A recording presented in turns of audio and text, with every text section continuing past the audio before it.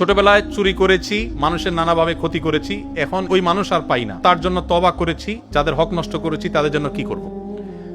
এটা খুব ডেঞ্জারাস একটা বিষয় যে ছোটবেলায় কারোর হক নষ্ট করেছেন বা বড় হওয়ার পর নষ্ট করেছেন, এরপর তারা খুঁজে পাচ্ছেন না, কি করবেন? তার পক্ষ থেকে যে পরিমাণ ক্ষয়ক্ষতি হয়েছে তারা যদি পাওয়ার কোনো স্কোপ না থাকে, তার পক্ষ থেকে কোনো গরিবকে দান করে দিবেন, ইনশাআল্লাহ আপনি দায়মুক্ত হবেন।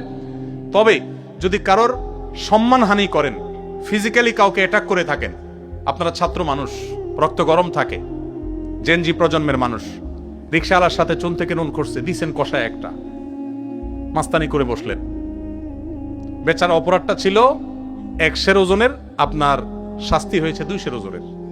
কিয়ামতের দিন এই লোক দাঁড়ায় যাবে আল্লাহর কাছে, আপনাকে আসামি হিসাবে দাঁড় করানো হবে, আপনার বিচার হবে।